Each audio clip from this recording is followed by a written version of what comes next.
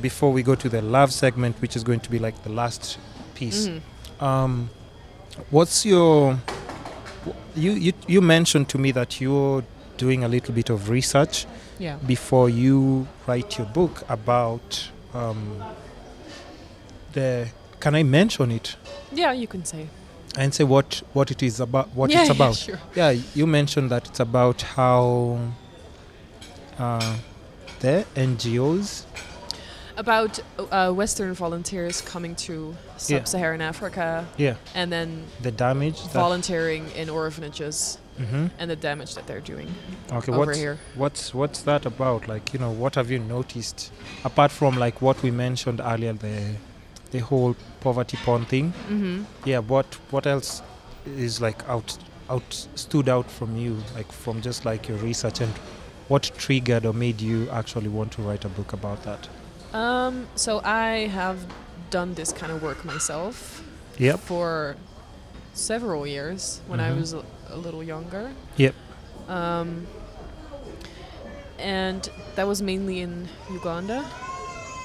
And then especially one of the orphanages that I worked at, there was so much going on there that I just didn't agree with. And at first I thought, maybe this is just a problem that they have at this particular orphanage. But then I started digging and asking other people about it and reading up on it. And it's just, it happens everywhere. It's not just Uganda. It's the same kinds of troubles popping up in this industry because it's an industry.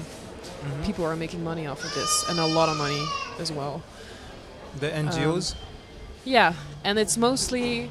I'm mostly criticizing Westerners coming here and opening up orphanages left and right. Because usually from the orphanages that I have visited over the years, the ones that are run by local people are not as problematic as the ones run by Europeans or Americans. Where does the problem come generally? So there's... Because I'm thinking they're coming here, they're helping out these unfortunate people with unfortunate situations. Donations are coming in. Right. So yeah, where exactly is the... So they've done research on this. There's this one organization back home in Holland. It's called Better Care Network. And they've done extensive research, and they've concluded that I think it was 80% of all the kids that are living in these orphanages in Africa are not orphans.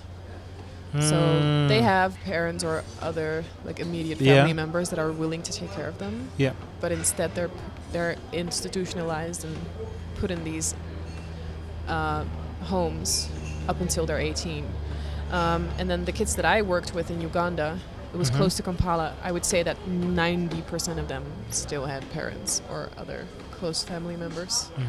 But the more kids would live in that home, the more money would come in.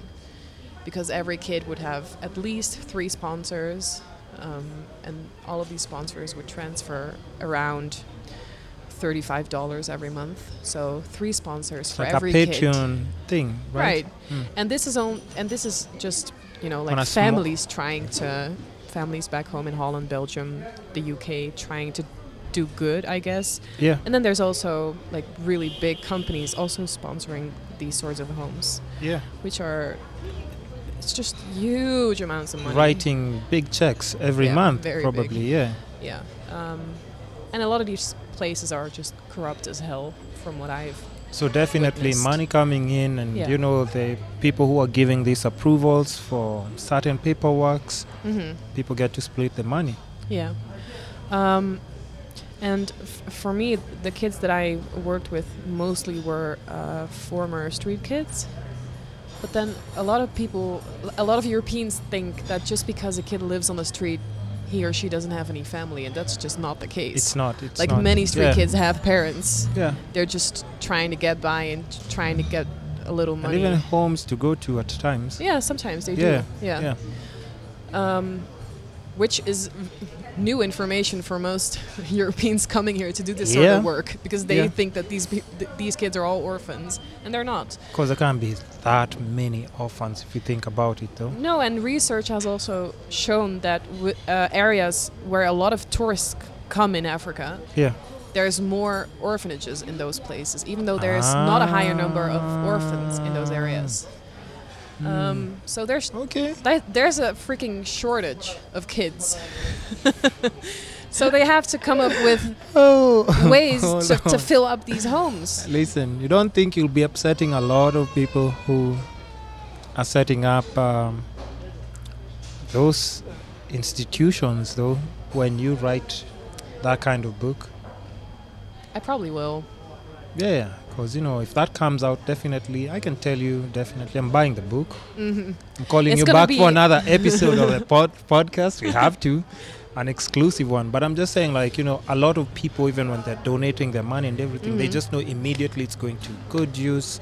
And that's what they think. Yeah, that's what they all think. Yeah. That's what I thought. Yeah. And even for most of these kids, you might find, their situations kind of, almost never changes from how you find them. I mean, because the money is not basically going to probably 50 or 60% of the money is being... I don't know the percentages, but the Westerners that I worked with, they would go on vacations all the time, and they would have staff around their house. And meanwhile, the kids would have to eat ugali 3 times a day with no meat or something on the side, just a little bit of vegetable. Yeah, those kinds of situations, and they happen everywhere. And of course, some people are going to be pissed, but yeah, what made you think just differently? Because I'm guessing when these people who are doing these things, they do know it's not the right thing to do. Are you talking about the organizations doing this, or volunteers coming over to... Do the volunteers know? Because when you're coming in, you didn't know. Yeah, right? No. I mean, I thought that I was going to help in some small way. Yeah. I knew that it was not going to be very significant, whatever I was doing, because I'm just one person being in Uganda for about a month and a half. I mean, what difference am I going to make? Yeah. But I thought it would be maybe small, but I could still contribute in some way. And I think that's true for most volunteers. But there's also a lot of volunteers coming here that just want to do this kind of work to put it on their resume. I volunteered in Africa. And Instagram though. Yeah. Taking pictures for their Tinder profiles. Oh, yeah. Posing with all the Kenyan kids. Man. Yeah. I didn't know that shit was so messed up, and it's so crazy that I knew it when it's a bit too late. I'm just how could I have been so ignorant and don't understand what this means? It's not right. It's just not right. I think a lot of volunteers coming here do not understand the privilege that they have. Yeah. And often, I think about 90% of the time, they're not even qualified to do the work that they're doing. Because for me, I was working with kids that had been living on the streets prior to them living over there. Yeah. And they were all very traumatized, things that happened to them that I had no idea of, and I didn't know how to handle that at all. Can't fix it even by just telling them it's going to be okay. And there has to be, trained staff around them in order for them to deal with certain things, and there just wasn't. And I remember they don't undergo therapy, which they actually need. And they need it, 100%. Yeah. I remember a friend of mine going to, I think she went to Durban in South Africa. Mm-hmm. She was 19 at the time, and she was also doing voluntary work. Mm-hmm. And then she was 19. She just ended secondary school, and then she went to South Africa, and she was supposed to do counseling sessions with people whose kids just had been murdered, or women who just had been raped violently. Do you know even how fucked up that is? She has to actually start processing and hearing people talk about such things. And she has no experience in how she's supposed to No, and she came from one of the safest countries in the world. I mean, what kind of knowledge do we have that's going to contribute to anything? I didn't know anything. She didn't know anything. And she was put there to be a therapist, kind of? Kind of lead counseling sessions, help wherever she could. And she was brave enough to say, what I'm doing here is not helping at all. It's actually causing harm. I'm out of here. Bye. And then she just left. But most volunteers don't have the guts to do that, or they're too blind to even acknowledge the fact that what they're doing is causing more harm than good. And for me, the thing that triggered me most was I was working at this NGO in Uganda, a place close to Kampala. And there was a lady coming over, a Ugandan lady. I think she was in the beginning of her 20s somewhere, and she had a newborn baby with her. And she was knocking on our gate, and she was like, she explained her story, and she told us that she just had her baby, and she didn't have the financial means to take care of her baby, and she was asking us to take her child in for a couple months until she would have her affairs in order, and then she would come back and pick up her baby. So, and this NGO was run by 2 people from Belgium, a couple, and they were like, yeah, sure, we'll take her in. It was a baby girl. And then by the time the lady came back, I'd already left Uganda, but I heard afterwards what happened. She came knocking on the gate and she said, hi guys, I have all of my affairs in order. I'm coming back to pick up my baby. And then these 2 Belgians told her, no, it's our kid right now. What? And the lady, she couldn't do anything because she didn't have a birth certificate. She had her baby at home. She didn't go to the hospital. She didn't have any proof that that was her child. The only thing she had was her word against theirs. So what was she going to do? And nothing that they had agreed upon was written down. It was all like verbal. Because it's like, I'm desperate and can you help me out? Yeah. So that's been 4 years, and the kid still lives at the orphanage. So she's never gotten back her baby? No.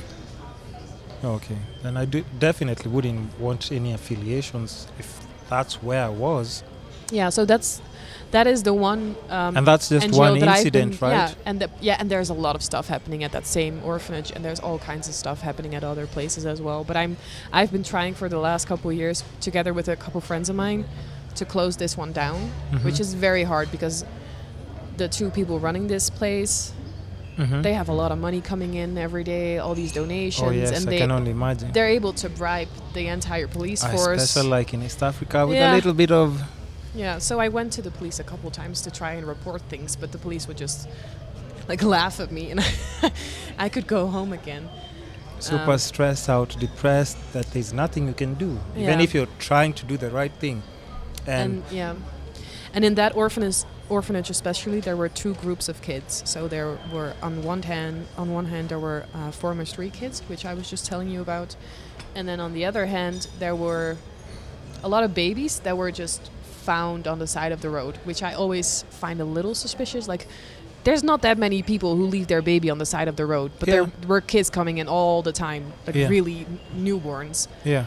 And by suspicious, you mean? Like, think there has been research that shows that a lot of babies get stolen from hospitals to fill up orphanages, and it's just an entire industry. But these 2 groups of kids, they come from very different circumstances, of course, because these babies have never lived on the streets of Kampala, but still inside the home they were living all together. And then most of the kids that had lived on the streets previously, they had been dealing with sexual assault a lot of the time, and they always had very intense background stories. But whenever they would come into the home, they would never get any counseling, which was very necessary. And that's the one thing that you're actually supposed to. Yeah, because they could be like 10, 11, 12, but they were already sexually active most of the time. And then at one point, the social workers that were working at that NGO, they were Ugandan ladies. They approached a few volunteers that there was a problem and they didn't really know what to do with it. So they found out that at night, when all of the staff, or most of the staff, went home, these boys living in the home that had come from the streets would sneak into the baby's dorm and rape the little newborns. And this had been going on for some time, and they had tried to talk to these 2 Belgians about it. And they just pretended like it wasn't a problem. You see, first of all, you're providing an environment for that to happen. Of course. Yeah, it could have all been prevented. Yeah. Yeah. Yeah. Man, like, see, like even such... man. And this would happen every night. And I have gone up to these two people. I've told them, these kids need counseling. That's the only thing they need. We cannot help them. I don't have the means and the knowledge to, you know, in order to talk to them and explain to them why this is wrong and why they can't do this anymore. And even the little kids that are being taken through this, I don't even want to imagine, like... Yeah, they're going to be traumatized for life. Yeah. Yeah, and it doesn't matter how little you are. I think sexual assault also always has sort of an impact, everlasting impact on your life. Worse when you're super young and you have no control at all of what's happening around you. No, and you can't voice whatever is happening to you because you're too little to even explain it to somebody. And the social workers noticed that there was something going on because they would change the diapers of the baby girls, and they would get all squeamish and, you know, panicked and start crying every time this happened. And then at some point somebody walked in the moment these little boys were doing this, and, you know, it could all have been prevented, but it costs money. Counseling and therapy costs money, and they didn't want to spend the money. And you see, that's the most important thing, because these people, you're supposed to take them through therapy first of all. Yeah, definitely. Because you see, this is already a child who's doing this. Mm-hmm. So if it's punishing them, like, are you supposed to throw them in jail? You're supposed to do a mob justice to them. I mean, are you supposed to? They're also a victim of the circumstances. Yeah, and something similar must have probably happened. They were in an environment where people were doing this to them, and to them, even when they're doing it, they're probably thinking like this is just like a normal mischievous thing to do. Yeah, it's like this is what kids do in any other places. It's not. Yeah. And then one other thing that also happened, and not just everything that I'm telling. Yeah. Is not just happening at this orphanage. It's not just happening at that one specifically. This is like a way larger problem. Yeah.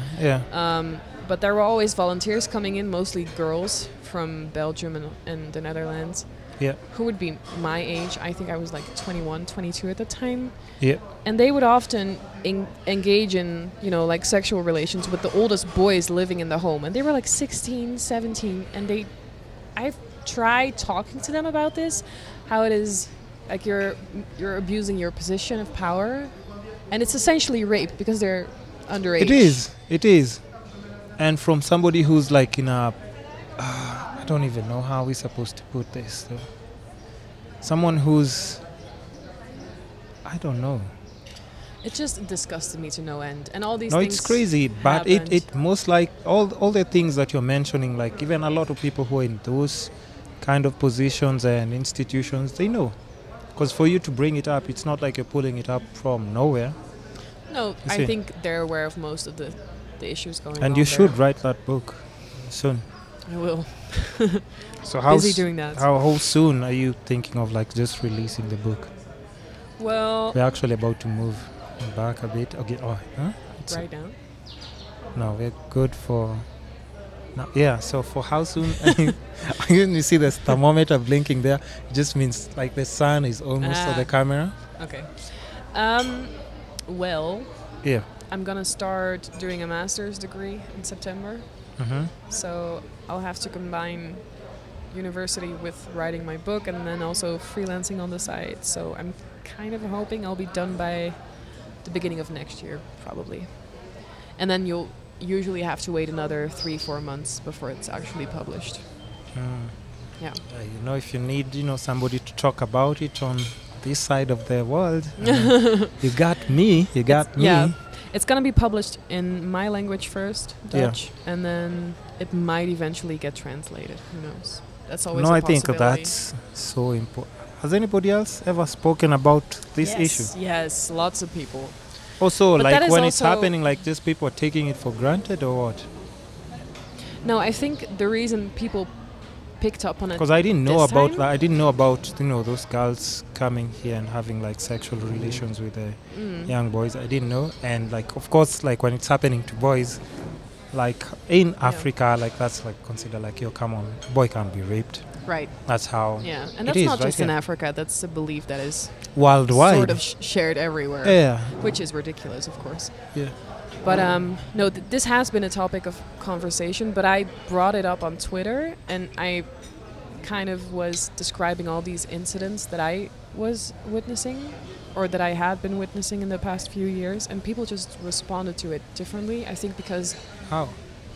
well, usually when people are talking about why orphanages are damaging and why institutionalizing kids is damaging, they usually talk about the fact that kids are exposed to all kinds of different people in a very short amount of time, and they don't know who to attach themselves to, and they have trust issues, and they don't know how to, deal with that at a later age. But then the things that I shared were so gross, just so disgusting, that But people need just to hear them. responded in a different way. And it's also, I think this is also a problem that has been raised by Africans over the past few years. I know organizations, I know one in Uganda, I think there is one over here, that tries to make people aware of this. But as soon as a white person starts speaking up about this, as dumb as it is, more people are willing to listen for some reason. No, it's true. Yeah, it's true. Yeah. Create attention to it. And even like for me, you see, I thought you were going to talk about like, just the fans and everything. But now once you bring all these other aspects of things, you're actually not helping the kid. You're fucking them up in the head. Fucking like, them up entirely. in so many different ways. Yeah. For the Plus, rest of even their the way you're lives. talking about like, the one thing they should provide therapy is not there. Mm-hmm. And you're creating this environment like where sexual abuse is going on from some of the kids to themselves, and even from some foreigners coming in to the kids. So I mean, it's just like a whole different, like messed up, like. And even just without all of the abuse, leaving that out of the equation, the whole concept of an orphanage is just damaging in itself. I mean, there's a reason why we don't have orphanages in Europe anymore. It's because they're damaging the kids long term. Because it's not normal to share your parents with 50 plus other kids. I remember when I was working at this NGO in Uganda, there were kids that no one was paying attention to. Yeah. And they were like 3 years old, and they didn't even know how to talk because nobody ever talked to them. There were just too many of them. And they've done research on this, and it's far more beneficial for kids to grow up with their extended family, if there is no immediate family willing to take care of them. Or they can be put into, foster families. Foster families. Preferably local foster families. Yeah. And I think adoption should be a last resort as well. But that's a whole different story. It's a whole different podcast. But I'm just saying, listen, that's just... I've even forgotten the most important thing I wanted to ask. What did I want to ask? And it was just in context to... That there's no orphanages in Europe anymore? Yeah. That's what I'm saying. Like, so why... And we are back. Yes. So yeah, we had to take a small break to... Don't even know how I'm supposed to explain it. But yeah, we're back. So we're talking about the... Why would then these countries want to support, even by sending funds to systems that they themselves actually are not in support for, or trying to do the same thing like in their country? Like you said, it's an absolute thing there. Yeah, I mean, in Eastern Europe you still have orphanages, but in the West you don't. Mm-hmm. And I think that a lot of people coming here to do that sort of work just assume that this is the best solution that there is right now. Yep. But I think just sending all these people over here is gonna create just more demand, like more. Like I said, there's not enough orphans to accommodate all these volunteers coming here. Oh, babies will keep disappearing in hospitals, and now it makes sense that you've. Yeah, now that you've mentioned it, it makes a lot of sense. Because when you see those incidents, you'd be like, who's stealing babies? Like, especially like in Kenya, because I don't think we have that whole what do you call it? Because I hear there are some countries where like people actually are being now forced to have like kids.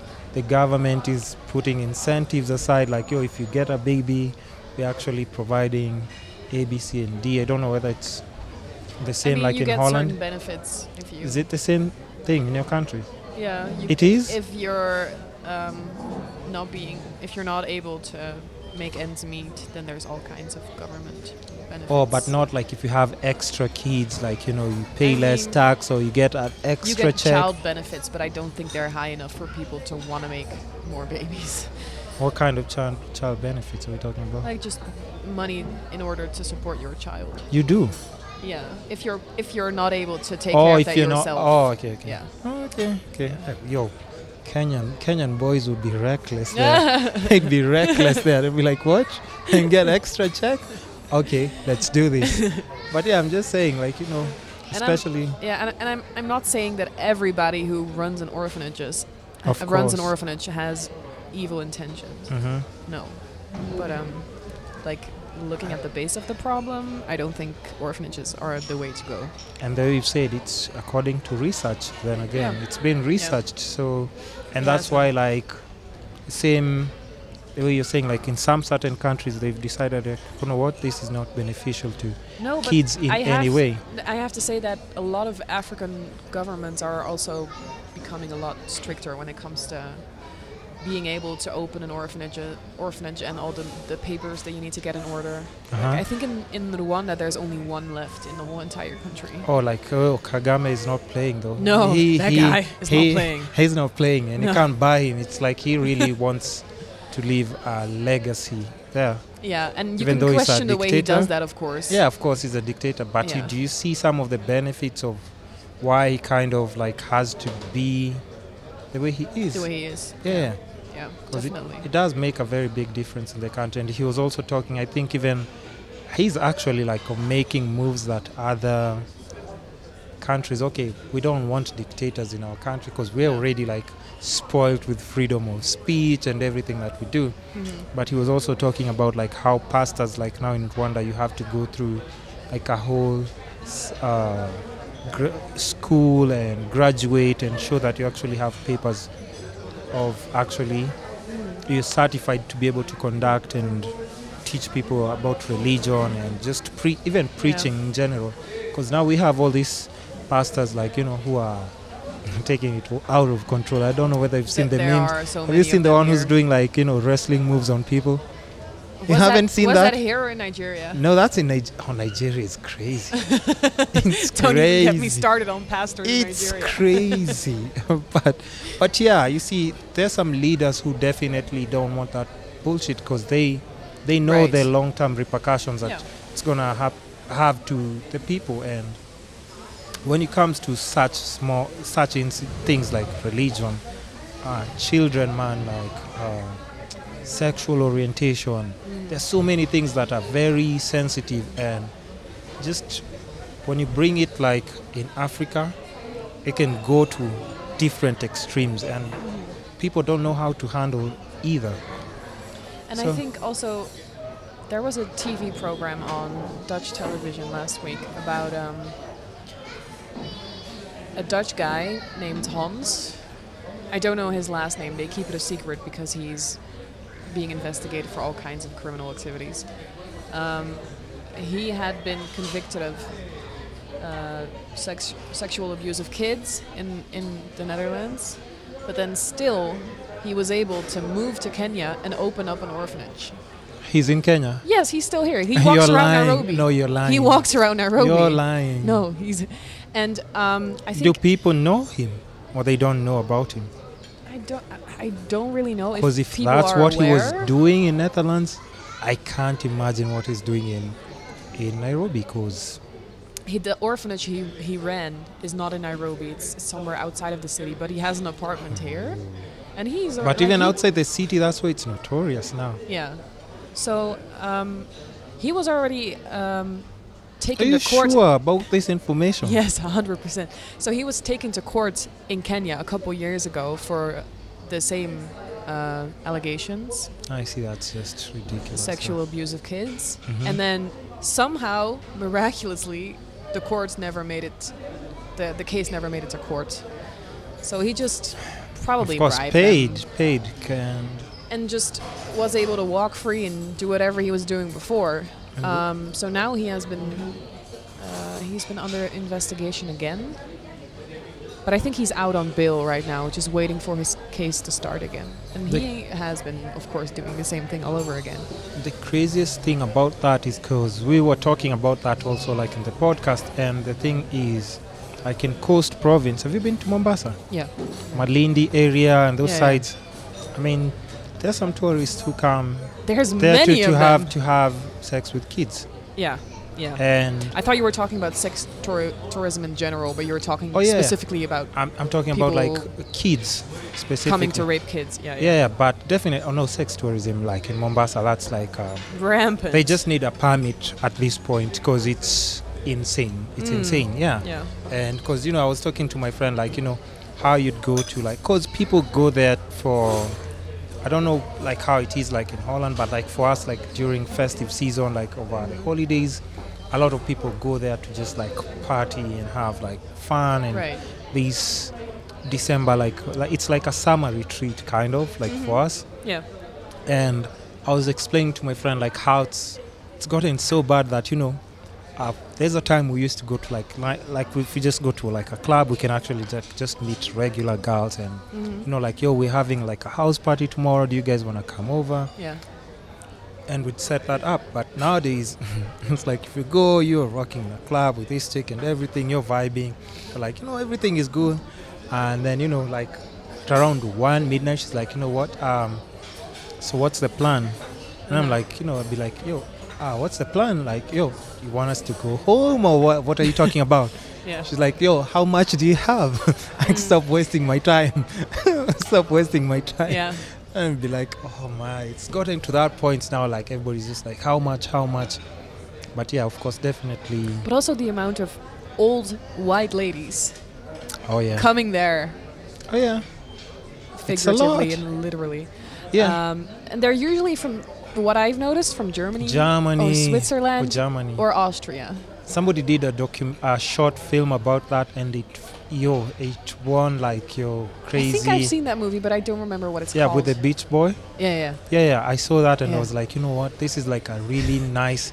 But what I liked is that I think they actually used real Beach Boys Yeah, they did. who were doing that like on Yeah, I a think they regular. did, yeah. But I was just happy to see this guy on a red carpet, and probably this is something that he'd never even Experienced. wished in a million of years. Even it never even crossed his mind. No, But even after that experience, I'm sure he doesn't have to do that I anymore. hope he doesn't. Come on, it would be ridiculous after you run through a red carpet and you've been press and everything. You don't know how much money he was paid for that. I don't know. Come on. But like many of the, I'm just like guessing after that you should make something out of yourself. I Come hope he on. did. If you're coming back and then you're still doing that whole thing in I usually just feel sorry for those guys because they're generally doing it to just support their families. It's not that they really have a choice as to what job they're What? doing. For guys, for girls, I can say okay, but guys, come on, man, Really, the unemployment rate is so freaking high. What is happening? what's going on? What's going? Hold on. Hold on. So yeah, basically, what I was saying is, I don't think Beach Boys. I think they can do something different. I don't know. Oh, I don't know. I've talked to a lot of them because I wanted to do my master's thesis on this for a while, so I Yeah. was interested in talking to them about this. Yeah. And many of them would just tell me that they wanted to support their families, but they had tried to get a job and they couldn't. So this was just a last resort to make some money very quickly. Quick Quick money. money. Quick money. That's Yeah. the thing. Yeah. Because you can do it without an education, of course. You can just go to the beach and see whoever is interested in you. And it's not work that you want to be doing. I think some of them actually I don't enjoy think it. many of them enjoy it very much. I think they're just good at acting. But yeah, you know that's the thing. You see, that's why I was saying if you go to Mombasa, it's like a whole different ball game because you have Yeah. men who are doing it. And like you've said, it's those old women from Austria, Germany, and where else? Switzerland. Yeah, and it's just like specific places. It's like they go back home and they just tell their friends, yo, I know a place we should all go together. I'm telling you, girls retreat. I know the path. And even like when they're coming over with some friends, they know they can call a particular guy who can call his friends as well. Yeah. And you see, like for that, there's nothing really much that we can do because it's adults dealing with adults. Right. And, you know, it's not like even for guys, kind of like, you can't say it's like, it's almost the same as prostitution, but it is prostitution. For them, it is. Sex work. But they just do it like in a different, I don't know, man. But just have to keep in mind that they don't want to be doing this work at all times. They're sometimes forced by their circumstances. Yeah, man. I'm just thinking, I don't know, man. Would you want to have sex with an 85-year-old white lady from Germany? I don't think you would. Let's be real here. No. Why is that even coming up? Why did you look at me when you're asking me that? Is it because I have cornrows and I have... is it because of my hairdo?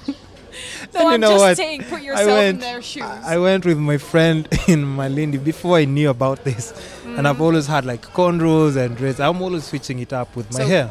Women thought you were a beach boy. No, here's the thing. I saw like, because my friend is a DJ there. Right. So he didn't mention this to me. I didn't know about it at all. Had you never been there before? Yeah, this was my first time, Malindi. He does like a lot of beach parties and everything in resorts and everything. So waking up in the morning after like, just traveling and everything. So I was like, you know what? Because I like shooting and everything. Let me go to the beach, record like a nice time lapse and I can post something on Instagram. So on my way to the beach, like I'm seeing like all these really old women, like, they've been like sleeping in the sun, like since the sun came out, they were just sleeping there, just getting like, so they have like, what do you call it? That tan thing going on. They're burning up. They're burning up completely. Yeah. But, so most of like, now they're walking back to the hotels, back to their rooms and everything. When I was going there, so I have like my vest on and my shorts and my GoPro and I'm just walking, like the first one said hi to me. I was like, oh yeah, hello. The next one said hi to me. Like, wow, all these old women are so friendly. All these women are so friendly. They must be having a good I'm like, day. you know what, like, this is quite a nice place. So by the time I get to the beach, I've said hi to almost like 6 of them. And they're like super old and in bikinis. And I'm just like, man.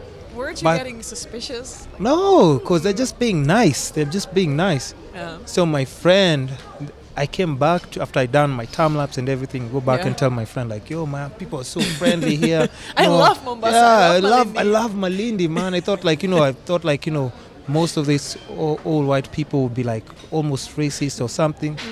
It's like, no, bro, they thought you were a beach boy. I was like, oh shit.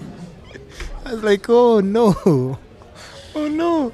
Yeah, he was like the whole time, if they were looking at you, smiling at you, they were just thinking of how they can signal you and maybe gross. they can come back and have sex with you. I didn't know.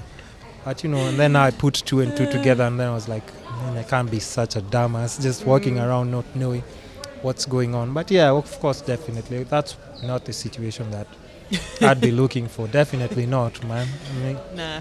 It's never that serious. But yeah, I mean, so that's just something that, at least if it's brought to people's attention, I think like your book would definitely shed more light to it. And the one thing, it will. The main reasoning that I have behind this is that I just hope that in some way I can make people who are contemplating doing this kind of work just maybe try and convince them to not go do something else. And that's like, if you want to go find yourself, you don't have to go to freaking Kenya to do it. You can do that back home as well, and maybe do voluntary work with elderly people who There's are so many lonely other people who need help there as well. And yeah. I mean, like, even with all those things that you've mentioned, man, it's just like a whole messed up like situation. I mean, who would want to get? And I also understand, like, I know some other people who've come once for those like volunteer kind of programs and they just don't want to come back. Why? And I think that's why. Because they're maybe they experience something or they realize like, you know what, this is not what I actually thought I'm coming to do. You know, And there's you a see a funny whole- story. The first time I did volunteer work, I was in Malawi, Yeah. and then close by to the NGO that I was working for, there was another NGO, and they would welcome, I think, volunteers from Germany every few weeks. A new group would arrive, and they would be asked to build a school. And then after the first group had left, they would break down the school. And then the second group of people were asked to build up the same school with the same Come stones. And they on. would just keep doing this over and over again just to keep people busy What the fuck is that? and keep though? raking in their money. And I'm like, But do you but do you understand how messed up that is? I though? know. And it's so pointless. Jeez. It's mainly meant to give volunteers a good feeling about themselves. No, that's Let just them go crazy. home with, you know, pride about their work. So yeah, Or giving back to Africa, and yeah. there's so many other things you can come. You can come and maybe start up like a project or a business or something, but it doesn't have to be like that kind of it just doesn't have to be like that hand and mouth kind Yeah, of thing. and I don't think that you have to start up your own thing. You can just support an NGO, a local NGO that is being run by capable people and whose ideas you're behind. But how will because- you know after like these Yeah, stories I mean, we've you have talked to do about your how like research. yo, You have to you think somebody stay will there listen for to the longer. podcast and be like, oh shit, that's what people are doing there? Yeah. But there's so many things and topics that I think people know, but they're not bold enough to have conversations about them. Probably. Yeah. And And what kind of impact though are you looking for with the book? Just hoping that people are going to spread the word. Do you want Because the impact overseas or do you want the impact here? both. Both. Beginning with my own country, because Yeah. I mean, I think some numbers recently came out, and the number of people wanting to do voluntary work in Africa has been decreasing because of all these stories coming out. So Yeah. that's a good thing. Yeah. And I mean, if you want to travel, if you want to go see Kenya or Tanzania or Rwanda, whatever, go do it. But you don't. For me, the thing was, I wanted to see parts of Africa, and I thought to myself, if I'm gonna go anyway, I might as well try and contribute something. But Yeah. like, that's not a necessity. Yeah. Because True. in the end, often you're doing more harm than good, and I think it's good to take that into consideration when you're planning a trip like this. It's also just fine to go on safari and like, Actually play with the lions. Man, that's a white thing. They like playing with, wild animals. We don't do it. The giraffe is as good as it gets, as friendly as I get. Anything else, I'm closed up in the van. I'm not doing those, those pickup trucks that, are always like, they have no roof. And then you're just and all looking the at white people lions. sticking out their heads. Like, I'm not doing that shit. No. That's not for me. That's not for me. accidents happen, A while ago, there was a guy I think it was in the Kruger Park in South Africa. I Some saw tourist who the was- old white guy. Yeah, who stuck out his head out of the window. Why? He just had a death wish, I guess. So No. he got eaten by a lion. Yeah, but I've seen that happen like so much. Even like in our safaris, I see like people like, just stretching out their hand like a bit too much or Getting trying. out the freaking car. Yeah, like just Walking trying. around. Get a zoom lens. Right. Zoom in as much as you I want. know. Like even with the iPhone, you can actually pinch in the screen and zoom, still Yeah. take the picture. Oh man, it's never that serious. Okay, now, since we've touched like on a book and everything, we'll definitely, I'll do like a Skype thing or whatever where you'll be when you start maybe writing in a couple of months and everything. Okay. And just like interview you so that you can bring more context to the podcast Yeah, and sure. everything. You can always Skype and talk about that, record and post it as well. Yeah.